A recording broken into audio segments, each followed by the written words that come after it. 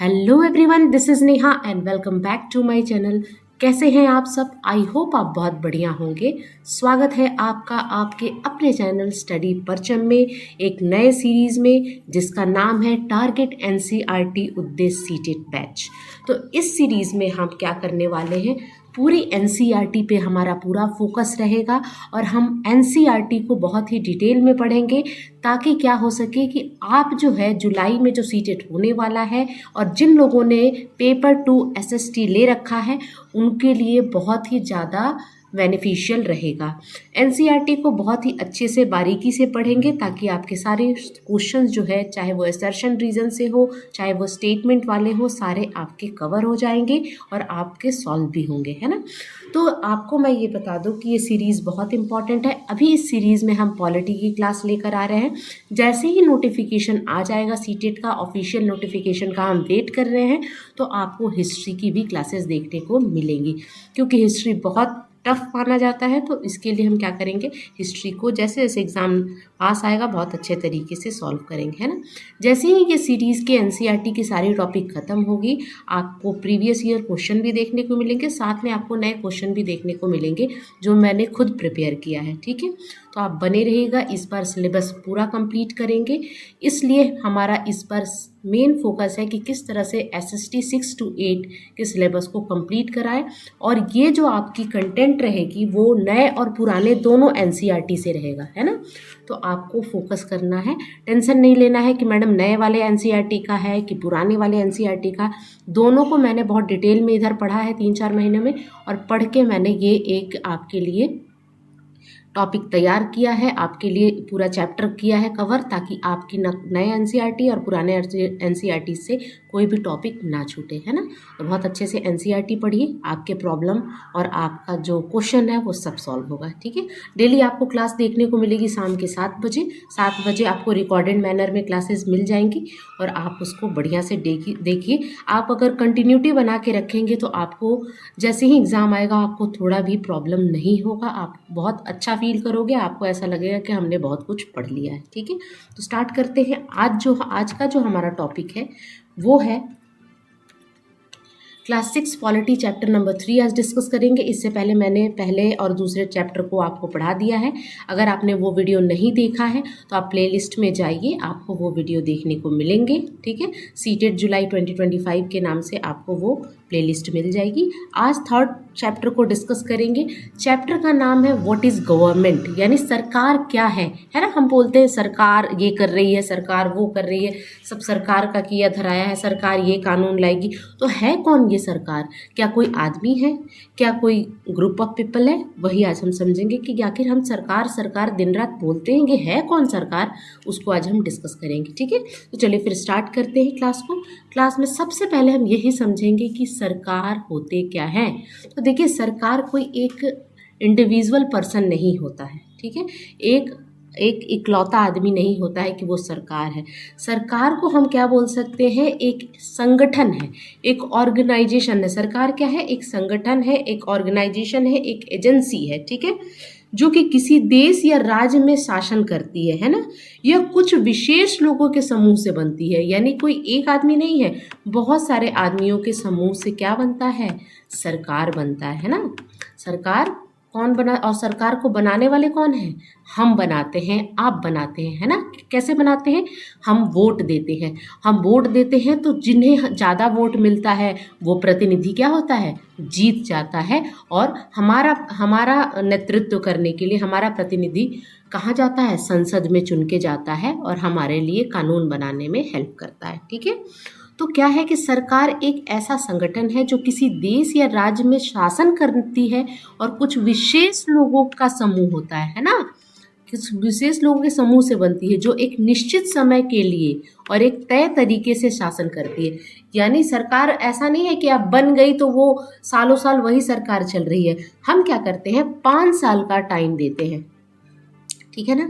जैसे आपकी central government की हम बात करें, जो देश में राज्य करती है, जो आपकी सेंट्रल गवर्नमेंट की सरकार है, हम क्या करते हैं, सेंट्रल गवर्नमेंट हुआ, स्टेट गवर्नमेंट का, हम कितना टाइम अवधि देते हैं, हम कितना समय उनके लिए फिक्स करते हैं, 5 साल, कि ये 5 साल आपको किसी पार्टी को दे दी जाती है। कोई पार्टी सरकार चलाती है, अगर उसे ज़्यादा बहुमत मिल 2/3 से ज़्यादा बहुमत मिलता है तो वो क्या करती है, सरकार बनाती है ना। ग्रुप ऑफ पीपल होती है, लोगों के समूह से सरकार बनती है, और हम उनको कितना टाइम देते हैं, 5 साल का समय देते हैं, है ना। तो 5 साल के समय में उनको हम क्या करते हैं, एक तरीके से हम चेक करते हैं कि ये क्या सरकार हमारे लिए अच्छी है, क्या ये अच्छा काम कर रही है। अगर मान लीजिए कि ये सरकार अच्छा काम नहीं करेगी तो हम नेक्स्ट 5 साल बाद, अगले 5 साल बाद उस सरकार को वोट नहीं देंगे और उसको सत्ता से हटा देंगे, फिर किसी और पार्टी को हम मौका देंगे, है ना। तो ये चीज़ है सरकार। सरकार क्या है, एक संगठन है जो कि एक विशेष अवधि के लिए एक विशेष तरीके से शासन करती है। ऐसा नहीं कि आप सरकार में आ गए और आप सरकार चला रहे हो, आप देश को चला रहे हो तो आप कुछ भी करोगे। संविधान में कुछ नियम बने होते हैं, जो हमने पहले चैप्टर में पढ़ा था, इससे पहले वाले चैप्टर में पढ़ा था ना, उन नियमों का पालन करना होता है जो कि संविधान में दिए होंगे, उसके अकॉर्डिंग आपको सरकार चलानी होती है। आमतौर पर सरकार के 3 प्रमुख हिस्से होते हैं। अब सरकार क्या है, इतना बड़ा देश है, अकेले बैठ के तो सरकार चलेगी नहीं, तो 3 हिस्से होते हैं। एक होता है विधायिका, जिसको लेजिस्लेटिव कहते हैं, दूसरा होता है कार्यपालिका, और तीसरा होता है न्यायपालिका। ठीक है, इसके बारे में हम अभी डिटेल में आगे पढ़ेंगे। तो आपको ये देखना है कि 3 अंग होते हैं, 3 हिस्से होते हैं सरकार के, विधायिका, कार्यपालिका और न्यायपालिका। ठीक है, विधायिका का क्या काम होता है, वो कानून बनाती है ना, संसद में बैठ के कानून को बनाती है। कार्यपालिका क्या करती है, कानून को लागू करती है। और न्यायपालिका किसी भी विवाद को क्या करती है, सुलझाती है ना। किसी भी प्रॉब्लम को सॉल्व करने का काम कौन करता है, जुडिशरी करती है, न्यायपालिका करती है। तो 3 अंग हो सकते हैं, 3 हिस्से हो सकते हैं। आप याद रखिएगा, विधायिका कानून बनाती है, कार्यपालिका उस कानून को लागू करती है, और न्यायपालिका किसी प्रकार की वो अगर कोई कानून को अच्छे ढंग से फॉलो नहीं कर रहा है तो उसको क्या करती है, दंडित करती है, किसी विवाद को सुलझाती है ना। तो सिंपली अगर वन वर्ड में हम अगर देखें तो ग्रुप ऑफ पीपल, गवर्नमेंट क्या है, the group of people which the authority to govern a country और अ स्टेट। ठीक है, चलिए नेक्स्ट स्लाइड में हम क्या देखेंगे, तो समझ में आया सरकार कौन है। अब सरकार के कुछ काम होते हैं, है ना, जो बेसिक काम होते हैं वो हम देखेंगे कि क्या क्या सरकार हमारे लिए करती है। तो सरकार क्या करती है, निर्णय लेती है, डिसीजन लेती है और काम करवाता है ना। निर्णय लेना कि हमारे हित के लिए क्या है, किसी के हित के लिए क्या है, जनता द्वारा चुने हुए प्रतिनिधि है ना सरकार बनाते हैं। तो वो जनता क्यों चुन के भेजती है, ताकि वो लोगों के बारे में समझे, लोगों की प्रॉब्लम को समझे, है ना, और उसके लिए कानून बनाए। तो क्या करेगी, निर्णय लेगी और उसको काम करवाती है। ठीक है, सरकार कई सामाजिक मुद्दों पर भी कार्रवाई करती है। कुछ सामाजिक मुद्दे हैं, जैसे हिंसा हो रही है, चाहे जो भी कुछ हो रहा है उस पर कार्रवाई करती है, अपने पुलिस भेजती है ना, फोर्सेस भेजती है। उसके बाद सरकार क्या करती है, डाक और रेल सेवाओं को भी चलाती है ना। डाक सेवा, रेल सेवा, ये सब किसके अंदर है, गवर्नमेंट के अंदर है ना। ये गवर्नमेंट एजेंसी है, जैसे आपकी जो पोस्टल हो गई, रेलवे फैसिलिटी हो गई, रेलवे सर्विस हो गई, ये सरकार के अंदर ही आती है। चलाने जैसे अन्य महत्वपूर्ण काम भी कौन करता है, सरकार करती है। देश की सीमाओं की रक्षा भी हमारी सरकार करती है, यानी जो सेंट्रल गवर्नमेंट है ना, नेशनल लेवल पे जो गवर्नमेंट है हमारी, है ना, राष्ट्र लेवल पे जो गवर्नमेंट है, उसका क्या काम है कि हमारे देश की सीमा की सुरक्षा होनी चाहिए। अगर नहीं वो इस पर ध्यान देंगे तो कोई भी बाहर से अटैक कर सकता है। इधर आप जानते ही हो कि इधर पाकिस्तान ताक लगाए बैठा है, इधर चीन ताक लगाए बैठा है। तो अगर हमारी सीमा मजबूत नहीं होगी तो कोई भी बाहर से आके क्या कर सकता है, अटैक कर सकता है। तो सीमाओं की रक्षा करना और अन्य देशों के साथ शांतिपूर्ण संबंध बनाना भी ज़रूरी है।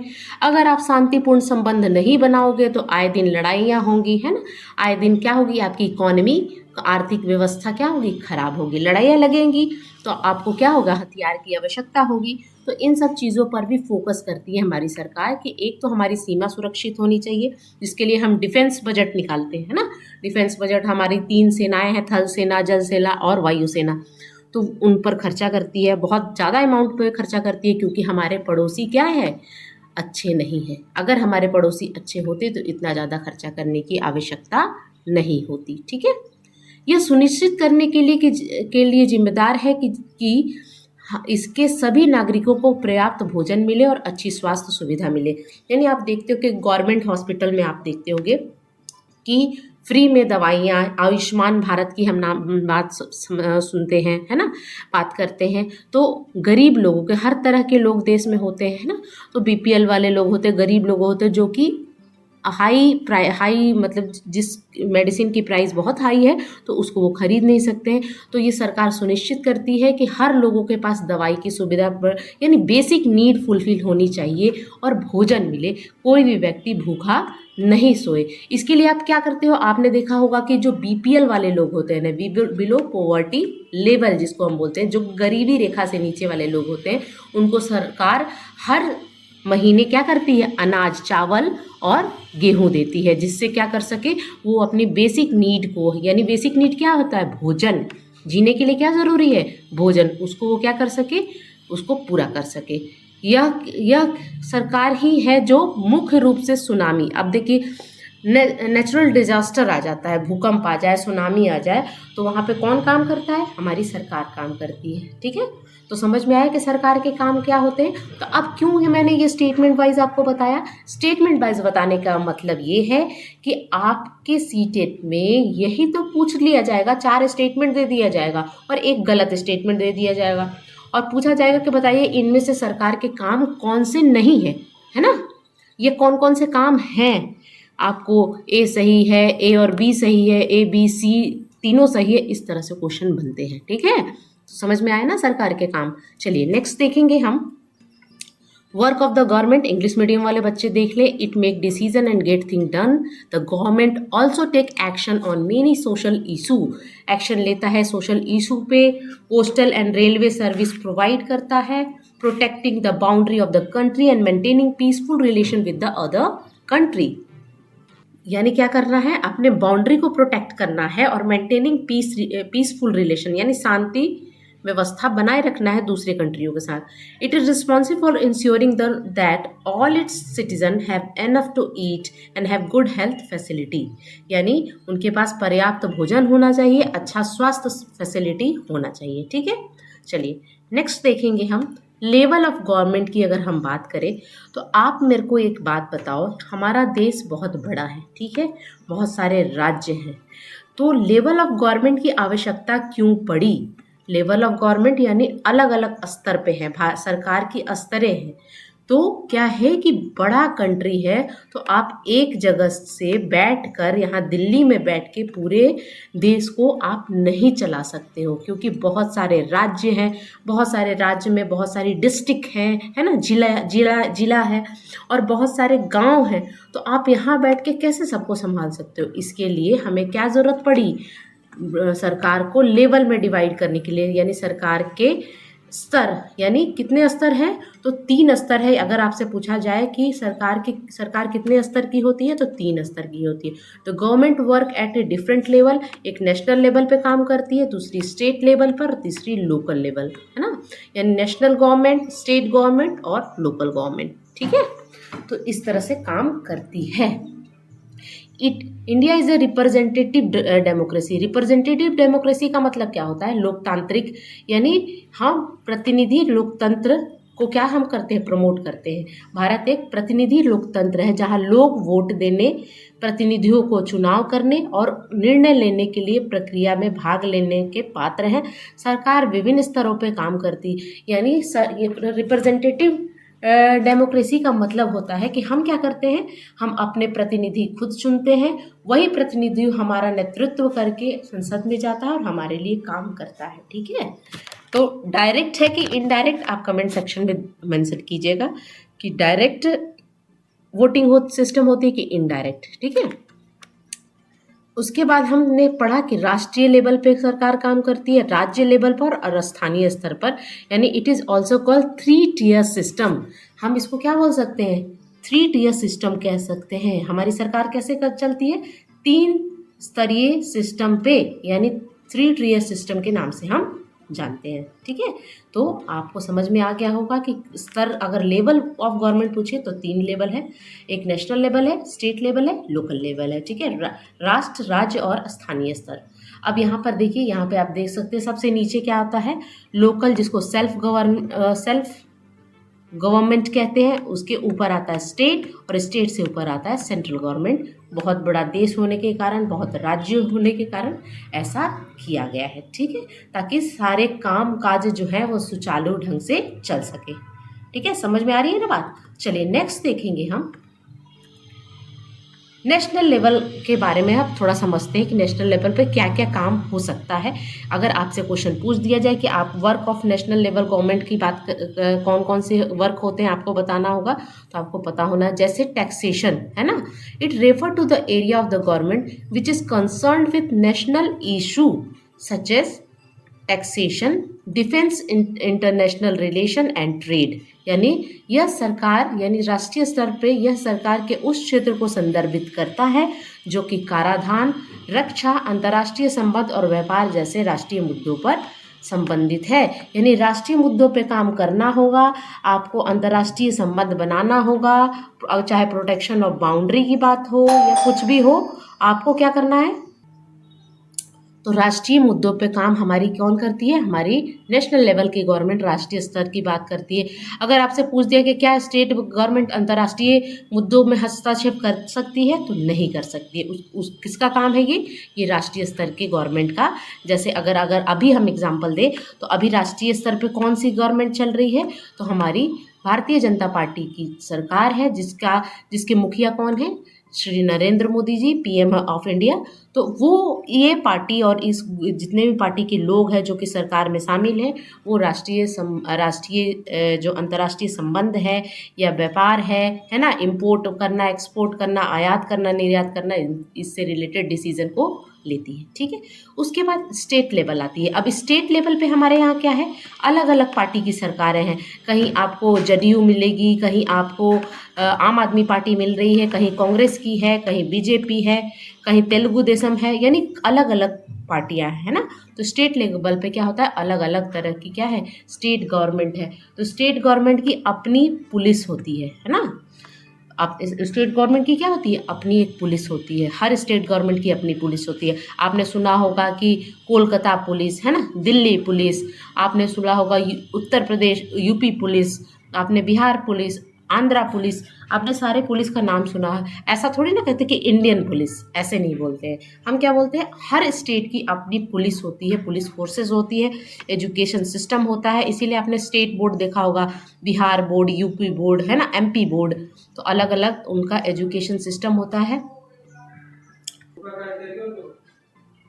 रोड लॉ है ना, बहुत सारे स्टेट क्या करती है कि रोड लॉ भी बनाती है कि कैसे गाड़ियां चलेंगी, टैक्स भी लेती है ना। तो अगर नेशनल हाईवे पे चल रही है गाड़ी, ठीक है, तो क्या होता है कि उसका टैक्स कौन लेगा, आपकी नेशनल गवर्नमेंट लेगी। लेकिन अगर स्टेट हाईवे पे चल रही है गाड़ी, तो उसका पैसा कौन लेगा, तो स्टेट गवर्नमेंट लेती है। यानी प्रत्येक राज्य सरकार का अपना पुलिस बल, शिक्षा प्रणाली और सड़क कानून होते हैं। ठीक है, चलिए नेक्स्ट देखिए। Local level government are known as the panchayat in rural area. अब लोकल लेवल गवर्नमेंट के बारे में हम क्या पढ़ते हैं। अब स्टेट गवर्नमेंट में तो मुख्यमंत्री जी होते हैं, है ना, मुख्यमंत्री होते हैं, और उनसे रिलेटेड विधानसभा होती है ना। वहाँ पे जिस तरह से आप लोकसभा, राज्यसभा होती है आपको नेशनल लेवल पे, तो स्टेट लेवल पे आपको विधानसभा होती है ना, ये सब होती है। लेकिन अगर आप लोकल लेवल में जाएंगे तो जितने भी गांव और छोटे टाउन होते हैं वो आते हैं। तो वहाँ पे पंचायत सिस्टम होता है ना, इन रूरल एरिया। और छोटे जो शहरें होती हैं, है ना, छोटे शहर होते हैं वहाँ पे, एंड और शहरों में क्या होती है, म्यूनिसिपल कॉरपोरेशन। बड़े शहरों में क्या होती है, म्यूनिसिपल कॉरपोरेशन होती है, और छोटे शहरों में जो टाउन होता है उसमें म्यूनिसिपैलिटी होती है, और नगर पंचायत होता है अर्बन एरिया में। यानी आपको समझ में आए कि पंचायत कहाँ होगा, रूरल एरिया में। स्थानीय सरकार को ग्रामीण क्षेत्र में पंचायतों और शहरी क्षेत्रों में नगर निगम, नगर पालिका। यानी जो शहरी क्षेत्र है वहाँ पे आपको नगर निगम मिलेगा। तो बड़े शहरों में आपको नगर निगम दिखेगा, जिसको हम म्युनिसिपल कॉरपोरेशन कहते हैं। म्युनिसिपैलिटी, उसके जो छोटे एरिया, जो बहुत ज़्यादा डेवलप एरिया नहीं है, वहाँ पे नगर पालिका मिलेंगे, नगर पंचायत मिलेंगे। समझ में आया? तो इन सबको हम डिटेल में पढ़ेंगे। नेक्स्ट जब हम पंचायती राज पढ़ेंगे तो इन सब चीज़ों को हम डिटेल में पढ़ेंगे। यहाँ पे लेवल पढ़ रहे हैं तो आपको समझ में आना चाहिए कि लोकल लेवल पे क्या क्या आती है। तो पंचायत आएगा, म्युनिसिपल कॉरपोरेशन आएगा, म्युनिसिपैलिटी आएगा, नगर पंचायत आएगा। ठीक है, तो इस चीज़ को आप ध्यान में रखिएगा। नगर निगम, नगर पालिका, पंचायत, है ना, इन सब चीज़ों पर ध्यान रखिएगा। ठीक है, नेक्स्ट देखेंगे हम। अब एक आपके जो एनसीईआरटी में क्या बताता है, ये दोनों स्टेटमेंट मैंने यहाँ इसलिए डाला है क्योंकि हम अभी राज्य के बारे में भी पढ़ रहे थे। तो आपकी एनसीईआरटी में इस चीज़ को मेंशन किया गया है। तो आपकी ये दोनों स्टेटमेंट को बहुत अच्छे से पढ़ लीजिएगा, क्योंकि सीटेट में पूछ सकता है कि तेलंगाना जो है वो हमारे देश का कितने नंबर का राज्य बना था। तो आप याद रखिएगा कि Telangana become the 29th state of India on 2 June 2014 after the reorganisation of state of Andhra Pradesh, है ना। यानी तेलंगाना 2 जून, है ना, 2 जून 2014। आपको ये डेट मेंशन करना है, याद रखिएगा इस डेट को। कभी कभी क्या करता है 2 जून 2019 यहाँ डाल दिया जाता है ना, एक्सचेंज कर दिया जाएगा और यहाँ पर 2014 डाल दिया जाएगा। पहले आप इस स्टेटमेंट को समझेंगे कि ये दोनों स्टेटमेंट बोल क्या रहा है कि 2 जून 2014 को आंध्र प्रदेश राज्य के पुनर्गठन के बाद तेलंगाना भारत का 29वां राज्य बना, है ना। यानी तेलंगाना कितने नंबर का राज्य बना था? 29वां। किससे अलग हुआ था? आंध्र प्रदेश से। कब हुआ था? 2 जून 2014। उसके बाद दूसरा स्टेटमेंट यहाँ पे बोल रहा है कि 31 जनवरी 2019 से जम्मू और कश्मीर राज्य को 2 केंद्र शासित प्रदेश जम्मू एंड कश्मीर और लद्दाख में विभाजित किया गया था। तो अब यहाँ पे आपका क्वेश्चन बनेगा कि जम्मू एंड कश्मीर और लद्दाख का विभाजन कब हुआ था? तो 31 अक्टूबर 2019। ठीक है, तो ये दोनों डेट आपको याद रखना है, वेरी वेरी इंपॉर्टेंट, आप ध्यान में रखिएगा। और ये याद रखिएगा कि तेलंगाना 2014 में हुआ था। एक बार स्टेटमेंट पूछ दिया गया था कि तेलंगाना 2 जून 2019 को, और यहाँ पर डेट को, ईयर को चेंज कर दिया गया था। तो बहुत बच्चों ने कन्फ्यूजन आंसर गलत करके आ गए थे। ठीक है, चलिए नेक्स्ट देखेंगे हम।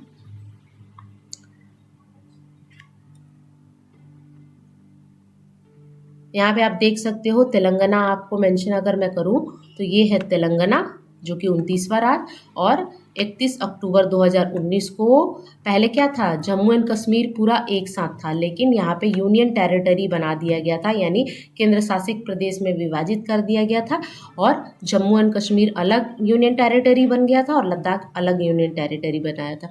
तो कमेंट सेक्शन में मेंशन कीजिएगा कि अभी प्रेजेंट में कितने स्टेट हैं और कितने यूनियन टेरिटरी हैं। ठीक है, चलिए नेक्स्ट देखेंगे हम 3 ऑर्गन ऑफ गवर्नमेंट। अभी हमने इसकी बात करी थी, है ना, कार्यपालिका, न्यायपालिका, है ना, और विधायिका की बात अभी हमने करी थी। अब आगे डिटेल में पढ़ेंगे 3 ऑर्गन्स ऑफ गवर्नमेंट। गवर्नमेंट के 3 ऑर्गन कौन से हैं, तो सरकार के 3 अंग कौन से हैं?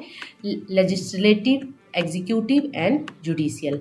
ये तीनों क्या करती हैं? सरकार के काम सुचारू ढंग से चले उसके लिए काम करती है। तीनों का अलग अलग क्या है, अलग अलग एरिया है। सबसे पहले हम विधायिका के बारे में बात करें, जिसको लेजिस्लेचर बोलते हैं। वह अंग है जो नए कानून बनाता है ना। यानी कानून बनाने का काम किसका है? विधायिका का। विधायिका क्या करती है?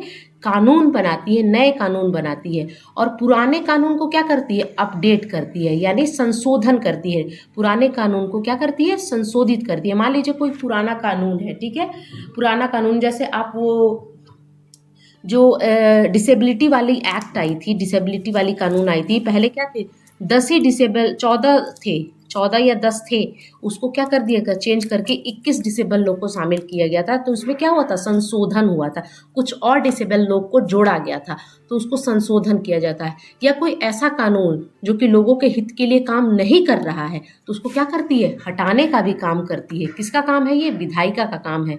या लोगों के प्रतिनिधियों को एक सभा द्वारा किया जाता है। अब कोई एक आदमी कानून नहीं बना सकता है, संसद में क्या होती है? कानून पारित की जाती है। ठीक है, और बहुत सारे लोगों, बहुत सारी चर्चाएं चलती हैं, क्वेश्चन आवर रहता है ना, बहुत सारे जीरो आवर होता है, ये सब आवर चलते हैं और यहाँ पर बहुत सारी चर्चाएं होती हैं, क्या उस कानून में क्या खामियां हैं, क्या उसकी बेनिफिट है ना। तो इसीलिए अपोजिशन भी वहाँ पे बैठी रहती है ताकि आप कोई गलत कानून ना ला सके, है ना। तो यहाँ पर कोई एक आदमी नहीं करती है, लोगों के प्रतिनिधियों की एक सभा द्वारा किया जाता है ना। तो विधायिका कहते हैं उसको, समझ में आया। पहला ऑर्गन हो गया, पहला अंग, पहला पार्ट हो गया। दूसरा होता है एग्जीक्यूटिव, यह वह अंग है जो कोई कानून को लागू करती है ना। इसमें राज्य का मुखिया, अब एग्जीक्यूटिव में कौन कौन आ जाएंगे, राज्य के मुखिया, जैसे राष्ट्रपति, प्रधानमंत्री, बहुत सारी एजेंसियां, कानून व्यवस्था लागू करने के लिए बहुत सारी एजेंसियां होती हैं, ये सब इसमें एग्जीक्यूटिव में आती हैं, ठीक है, समझ में आया। और तीसरा होता है जुडिशरी, न्यायपालिका।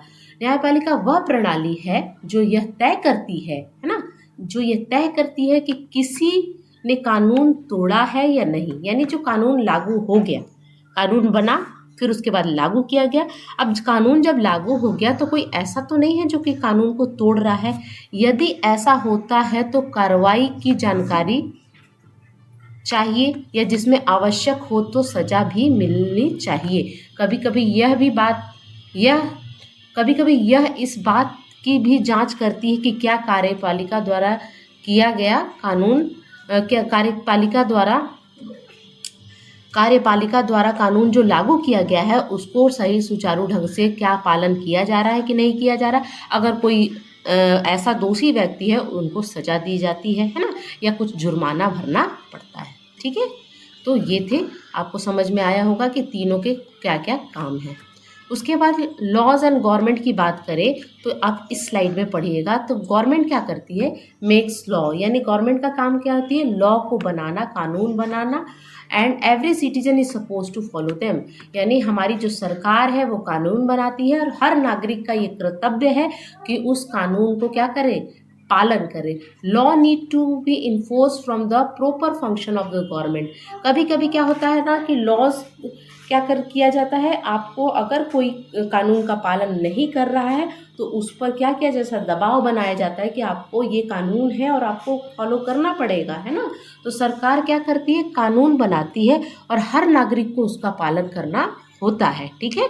सरकार के समुचित कामकाज के लिए कानून को लागू किया जाना जरूरी है, ठीक है ना। अगर कानून नहीं रहेगा, अगर मान लीजिए किसी देश में कानून नहीं है तो कोई भी कुछ भी करेगा, तब क्या सरकार सुचारू ढंग से चल पाएगी, नहीं चल पाएगी। नागरिक अगर किसी बात से असंतुष्ट है तो वे कानून की मदद भी ले सकता है। मान लीजिए कोई नागरिक है, कोई ऐसा कानून आ गया, सरकार ने तो बना दिया, तो आप ऑब्जेक्शन कर सकते हैं कि हम संतुष्ट नहीं हैं। आप कोर्ट का दरवाज़ा क्या कर सकते हैं, ठकठका सकते हैं, ठीक है। इसके लिए अलग अलग स्तर का कोर्ट है, वो भी हम आगे पढ़ेंगे क्योंकि आगे की जो चैप्टर्स आएंगे उसमें हमें पढ़ना है, ठीक है। हर चीज़ का एक ये होता है क्या, स्टेप होता है। डायरेक्ट आप सुप्रीम कोर्ट नहीं जा सकते, पहले आपको लोकल कोर्ट जाना होगा, डिस्ट्रिक्ट कोर्ट, फिर आप जाओगे हाई कोर्ट, देन आप कहाँ जाओगे, आप सुप्रीम कोर्ट पे जाओगे। अब टाइप्स ऑफ गवर्नमेंट की अगर हम बात करें तो देखिए, हमारा दो तरह की गवर्नमेंट अभी आप बेसिकली पढ़िए। एक होता है लोकतांत्रिक सरकार और एक होती है राजशाही सरकार। अब आपको सिंपली ये समझना है, जिसको हम डेमोक्रेटिक गवर्नमेंट कहते हैं, एक मोनार्की गवर्नमेंट। अब लोकतांत्रिक सरकार में क्या होती है कि लोगों द्वारा चुना गया प्रतिनिधि, वोटिंग सिस्टम होती है, वो जिसको वोट देगा वो क्या करेगा, वो संसद में जाएगा और वो सरकार बनाने में भागीदारी देगा।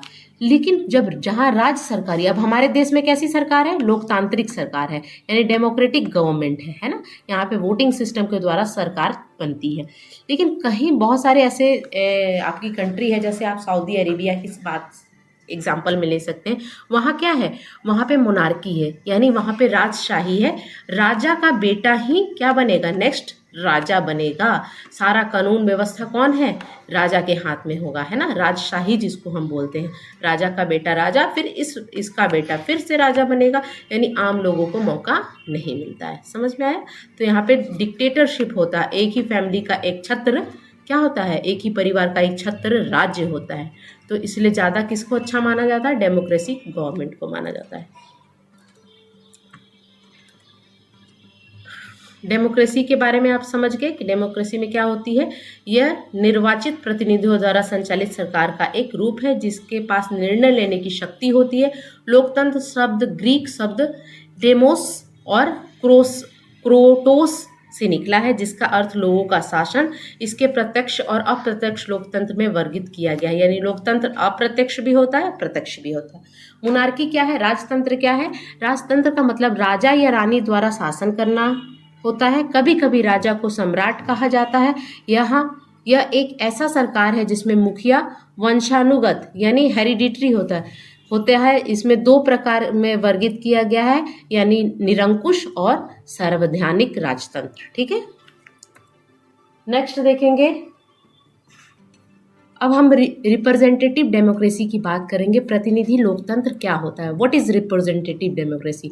This types of democracy in which the citizen delegates authority to their elected representative, यानी लोकतंत्र का वह प्रकार जिसमें नागरिक अपने निर्वाचित प्रतिनिधि को अधिकार सौंपते हैं। यानी लोगों द्वारा चुना हुआ प्रतिनिधि क्या करता है, संसद में जाएगा और उसके हितों के लिए काम करेगा, कानून बनाएगा, है ना। अब एक बहुत इम्पॉर्टेंट टॉपिक आपकी एनसीईआरटी बताती है कि विमेन महिलाओं का मताधिकार क्या है ना। तो आप इसमें पढ़ोगे कि एक मूवमेंट था जो कि 20th सेंचुरी में स्टार्ट हुआ था अमेरिका में। यानी महिलाओं का मताधिकार जो एक मूवमेंट था वो कहाँ था, अमेरिका में स्टार्ट हुआ था और 20th सेंचुरी की बात है। पहले क्या था ना कि महिलाओं को, गरीब लोगों को और अनएजुकेटेड लोगों को वोटिंग राइट्स नहीं थी, है ना। जो अमीर लोग थे, जो कि अमीर पुरुष लोग थे, उन्हें ही वोटिंग राइट्स थी। ठीक है, ये इंडिया की बात है। यहाँ तक कि आप जो अमेरिका की भी बात करें जो कि इतनी डेवलप कंट्री थी, वहाँ पे महिलाओं को वोटिंग देने का अधिकार नहीं था। तो ये जो मूवमेंट है ये उसी जगह से आपको मिला, वहीं से लिया गया है। A movement started in the early 20th century vigorously from many year demanding equality with man and the right to vote। यानी वहाँ की जो विमेन थी अमेरिका की, वो 100 सालों तक इसके लिए संघर्ष किया उन्होंने, और उस संघर्ष में उन्होंने ये राइट्स मांगा कि जिस तरह से पुरुष वोट देते हैं हमें भी वोटिंग का अधिकार होना चाहिए। ठीक है, 20वीं सदी की शुरुआत में कई वर्षों तक जोरदार ढंग से एक आंदोलन शुरू हुआ जिसमें पुरुषों के साथ समानता और वोट के अधिकार की मांग की गई। ठीक है, The women's suffrage movement was a decades-long fight to win the right to vote for the women in United States। तो ये मूवमेंट कहाँ से रिलेटेड है, किस कंट्री से, यूनाइटेड स्टेट से रिलेटेड है। अब यहाँ पे आप मेंशन कर लीजिएगा कब मिला था उन्हें वोटिंग राइट। अगस्त 18 1920, यानी 18 अगस्त 1920 19th amendment to the constitution was rectified, यानी उसमें चेंज किया गया। And on November 2 of the year, more than 8 million women across the United States voted in the election for the first time। यानी changes कब आया, changes 18 अगस्त 1920 को, और उसी साल 2 नवंबर को कितनी महिलाओं ने वोट दिया, 18 मिलियन महिलाओं ने वोट दिया। यूएसए की बात है। लेकिन अगर हम बात करें कि सबसे पहले वोटिंग अधिकार देने वाला कंट्री कौन था, तो वो न्यूजीलैंड था। इसीलिए यहाँ पे मैंने हाईलाइट किया है कि न्यूजीलैंड में मिला सबसे पहले वोटिंग अधिकार। ठीक है, चलिए नेक्स्ट देखेंगे हम। अब वोटिंग की बात हो रही है तो हमारे देश में भी इस तरह के क्या हुए थे, ये वही चीज़ है। मूवमेंट के किस लिए था, वो वही चीज़ लिखा गया कि नेशनल और लोकल लेवल पे ये मूवमेंट बहुत ज़ोरों शोरों से चला था। अब हम यहाँ पे पढ़ेंगे कि हमारे देश में वोटिंग की क्या स्थिति थी। तो आज़ादी से पहले, तो वो हम अभी इसमें हम देखने वाले हैं कि क्या हुआ था, कैसे चेंजेस आए थे हमारे देश में, वो आप देखिएगा। भारत में स्वतंत्रता से पहले केवल एक छोटे से अल्पसंख्यक को ही वोट देने का अनुमति थी, वोट देने की अनुमति थी। छोटे अल्पसंख्यक यानी माइनॉरिटी की, स्मॉल माइनॉरिटी को की बात हम कर रहे हैं। तो छोटे अल्पसंख्यक कौन थे, जो कि लोग रिच थे, जो रिच लोग थे। ठीक है, रिच मैन, ठीक है। जो अमीर पुरुष थे और पढ़े लिखे पुरुष थे, बस वही क्या कर सकते थे, आज़ादी से पहले हमारे देश में वोट दे सकते थे। लेकिन जो लोग इलिटरेट थे, जो पढ़े लिखे नहीं थे, जो लोग गरीब थे, जो महिलाएं थीं, उनको भी हमारे देश में वोटिंग देने का अधिकार नहीं था। तो अब यहाँ पर क्या गांधी जी लिखते हैं, 1931 में यंग इंडिया किसने लिखा था?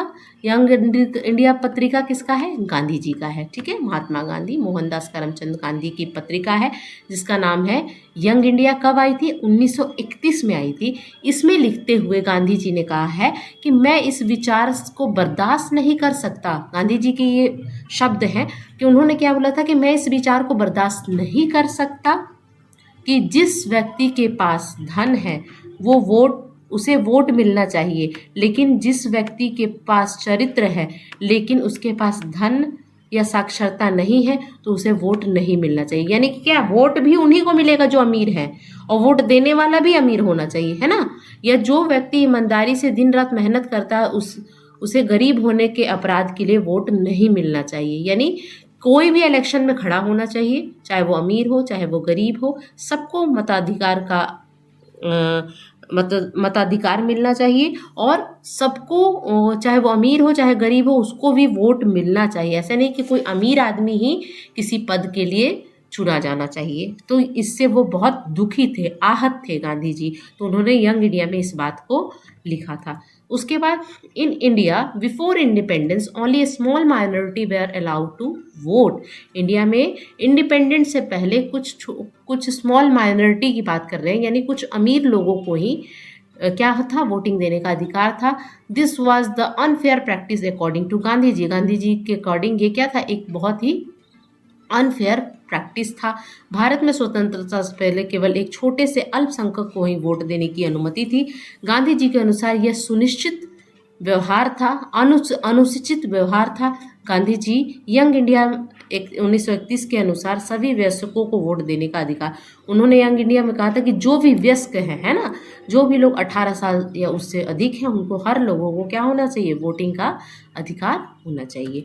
अब इसके लिए हमारे देश में एक कानून आया जिसको हम बोलते हैं यूनिवर्सल एडल्ट फ्रेंचाइज। ये बार बार ये क्वेश्चन पूछा जाता है, ये टॉपिक बहुत इंपॉर्टेंट है, ध्यान में रखिएगा कि यूनिवर्सल एडल्ट फ्रेंचाइज यानी सार्वभौमिक वयस्क मताधिकार क्या है।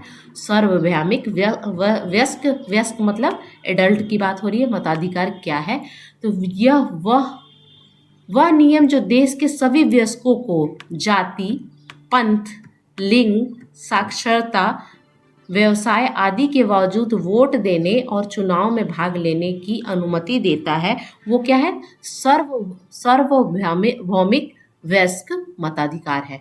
यानी ये जो कानून आया, मताधिकार आया है ना, यूनिवर्सल एडल्ट फ्रेंचाइज में क्या बताया गया कि कोई भी व्यक्ति जो कि 18 साल से ऊपर का है, 18 या 18 साल से ऊपर का है, चाहे वो गरीब है, चाहे वो महिला है, चाहे वो कोई भी लिंग का है, किसी भी व्यवसाय से आता है, किसी भी जाति से आता है, हर लोगों को वोट देने का अधिकार होना चाहिए। शर्त बस एक है कि वो क्या होना चाहिए, एज उसकी 18 या उससे ऊपर होनी चाहिए, ठीक है। चलिए नेक्स्ट हम देखेंगे क्वेश्चन, कुछ देख लेते हैं, फटाफट से क्वेश्चन देखिएगा। A mark is put on the finger to make sure that a person cast only, यानी यह सुनिश्चित करने के लिए कि एक व्यक्ति केवल डैश डालता है, उस उंगली पर एक निशान बनाया जाता है। यानी उंगलियों पे आपने देखा होगा कि जैसे उंगलियों पे एक निशान बनाया जाता है, जब आप वोट देते हो तो उंगलियों पे एक निशान बनाया जाता है, ठीक है, आपकी उंगली पे एक निशान बना दिया जब आप वोट देते हो। क्यों ये निशान बनाने के पीछे रीज़न क्या है? रीज़न ये है कि एक आदमी बस एक ही वोट दे सकता है। ऐसा नहीं कि आप उंगलियों पर निशान नहीं, तो कोई भी व्यक्ति कितना भी वोट दे सकता है। तो एक वोट को सुनिश्चित करने के लिए ये मार्क दिया जाता है, ठीक है। नेक्स्ट क्वेश्चन देखिएगा, What does the government make for everyone to follow? सरकार सभी के पालन हेतु क्या बनाती है?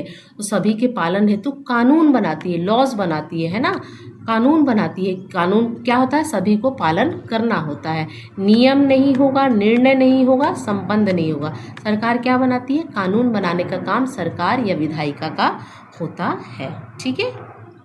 नेक्स्ट क्वेश्चन है हमारा, what is the most basic outcome of democracy, लोकतंत्र का सबसे बुनियादी परिणाम क्या है? महत्वपूर्ण निर्णय लेना, शक्तिशाली दमनकारी शासन, नागरिकों के प्रति जवाबदेही, इनमें से कोई नहीं।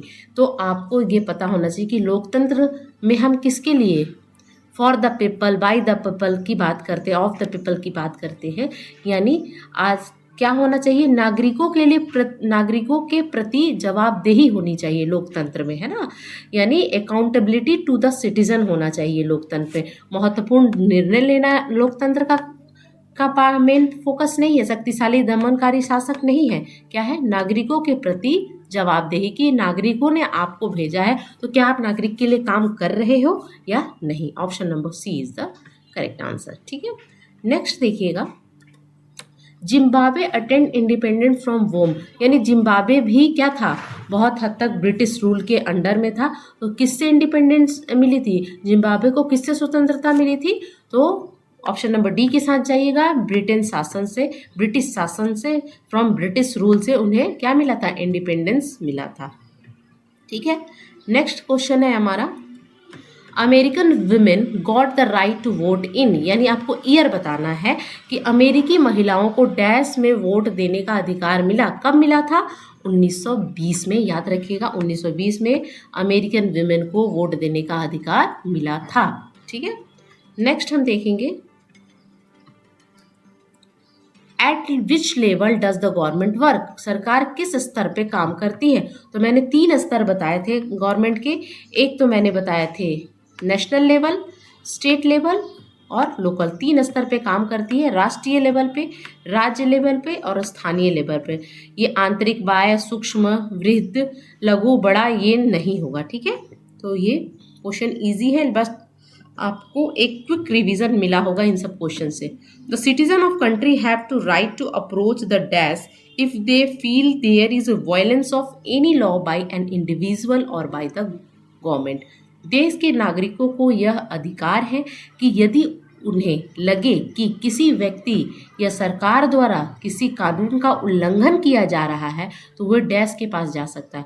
यानी किसी व्यक्ति को ऐसा लगता है कि सरकार द्वारा बनाए गए कानून का सुचारू ढंग से कानून नहीं चल रही है या उल्लंघन हो रहा है, तो वो कहाँ, किसका दरवाजा ठकठका सकता है, वो कोर्ट का दरवाजा ठकठका सकता है।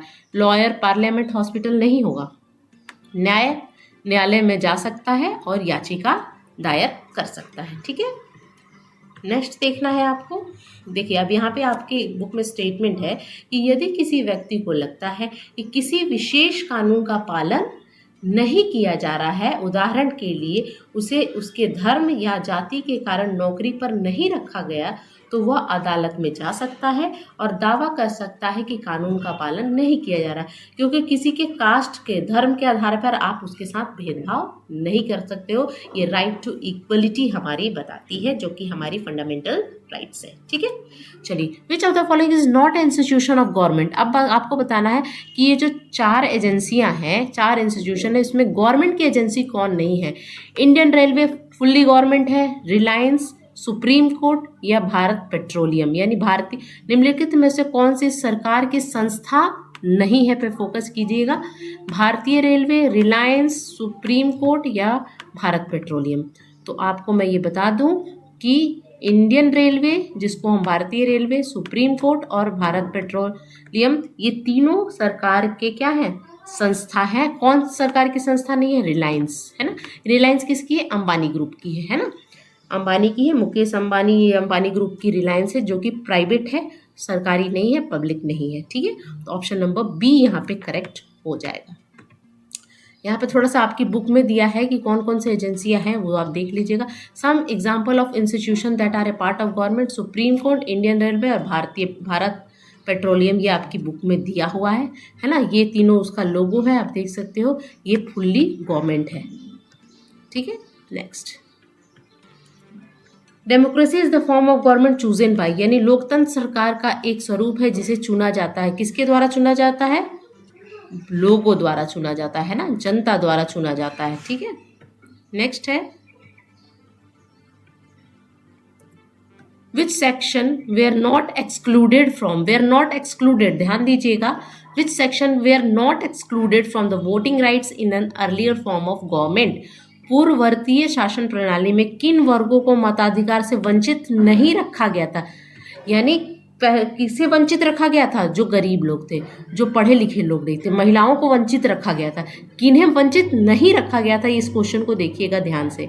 तो किन्हें वंचित नहीं रखा गया था, रिच लोगों को, जो रिच मैन थे ना वही वंचित नहीं थे। बाकी गरीब लोगों को मताधिकार नहीं था, अशिक्षित लोगों को मताधिकार नहीं था और महिलाओं को मताधिकार नहीं था। तो धनी लोग यहाँ पे आंसर होगा। ठीक है, अपने शुरुआती स्वरूप में सरकार केवल उन पुरुषों को वोट देने की अनुमति देती थी जिसके पास संपत्ति थी और जो शिक्षित थे। इसका मतलब यह था कि महिलाओं, गरीब, संपत्तिहीन और अशिक्षित लोगों को वोट देने का अनुमति नहीं थी। देश के उन नियमों और विनियमों से चलता था जो इन देश उन नियमों और विनियमों से चलता था जो इन चंद पुरुषों ने बनाए थे। ठीक है, तो ये थी पूरी क्लास जो कि हमने गवर्नमेंट के बारे में पढ़ी और दोनों एनसीईआरटी को कवर किया, चाहे वो पुरानी एनसीईआरटी हो या नई एनसीईआरटी हो। तो अगर आपने इस वीडियो को अच्छे से देखा होगा, एक एक चीज़ पर फोकस किया होगा, तो नेक्स्ट वीडियो बहुत कनेक्टेड रहेगा। आप वो भी देखिएगा, पढ़िएगा। अगर किसी प्रकार की कोई आपको दिक्कत लगी है तो कमेंट सेक्शन में मेंशन कीजिएगा। I will try to solve your problem, है ना। तो आई होप आपको लेक्चर अच्छा लगा होगा। अगर अच्छा लगा है तो प्लीज़ लाइक कीजिएगा, शेयर कीजिएगा, सब्सक्राइब कीजिएगा। मिलती हूँ नेक्स्ट वीडियो में नए चैप्टर के साथ। तब तक के लिए thank you so much for watching.